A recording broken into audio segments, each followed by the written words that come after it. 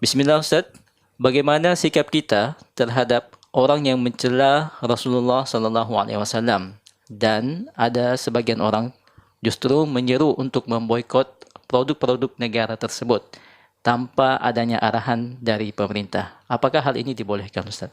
Tafadhal Ustaz. Bismillahirrahmanirrahim. Alhamdulillahi Rabbil Alamin. Wassalatu wassalamu ala al-mabawthi rahmatan lil alamin.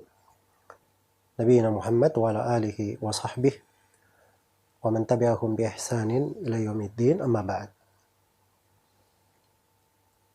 Mencela Nabi sallallahu alaihi wasallam kalau dia berasal dari orang kafir, maka itu sudah berada di dalam histori orang-orang Yahudi dan Nasara. Jangankan mencela, mereka malah membunuh nabi-nabi mereka. Di sebagian umat mereka membunuh para nabinya. Karena itu diterangkan di dalam Al-Quran dari perbuatan Bani Israel wa qatlihumul anbiya, dan mereka membunuh para nabi. Lebih daripada itu mereka lakukan. Jangankan nabi, bahkan mereka mencela Allah Subhanahu wa ta'ala.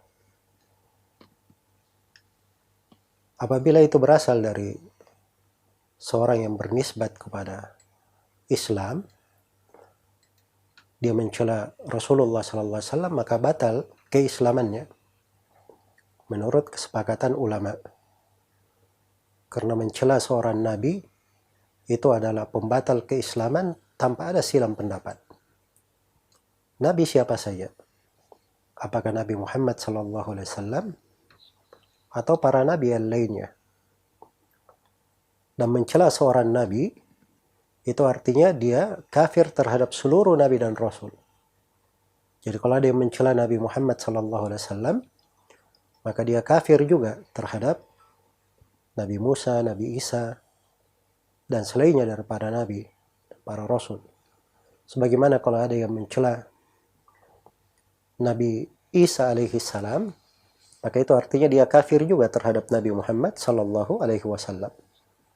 Karena itu di berbagai tempat dalam Al-Quran, di kisah umat-umat, contohnya misalnya seperti Nabi Nuh alaihi salam, dikatakan dalam Al-Quran, kadzabat qaumu Nuhin al-mursalin.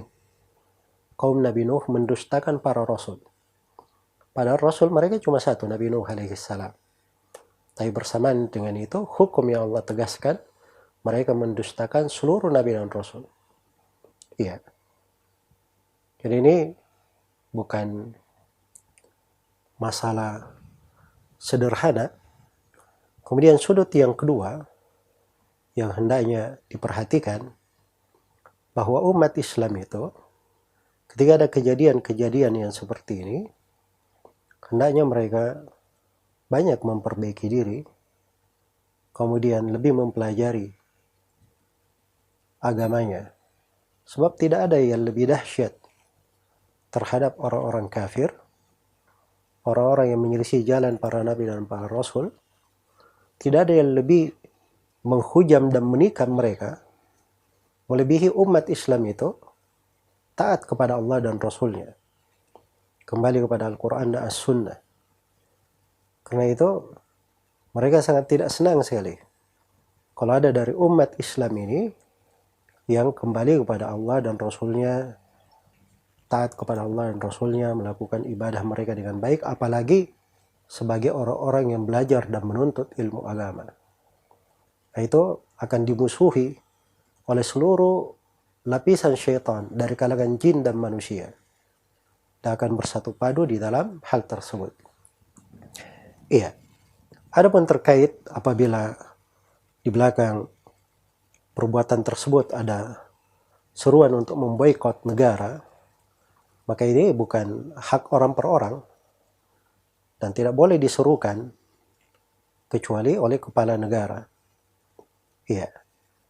Karena itu kalau ada yang menyuruh untuk memboikot produk negara ini, produk negara itu, karena negara tersebut telah dipastikan menghina Allah dan Rasulnya, atau melakukan tindakan yang di luar kemanusiaan atau yang semisal dengannya, maka seruan itu tidak boleh berasal kecuali dari pemerintah, sebab mereka yang punya wewenang di dalam hal tersebut.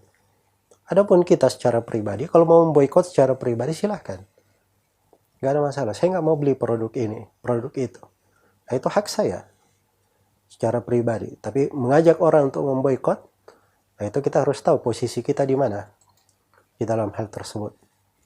Iya, karena ini masalah mengajak untuk menjerum boikot itu banyak keterkaitannya dari sudut keagamaan, dari sudut kehidupan bernegara, dari sudut hubungan antara negara ke negara yang lainnya, dan berbagai pembahasan di dalam politik syar'i terkait dengan hal tersebut.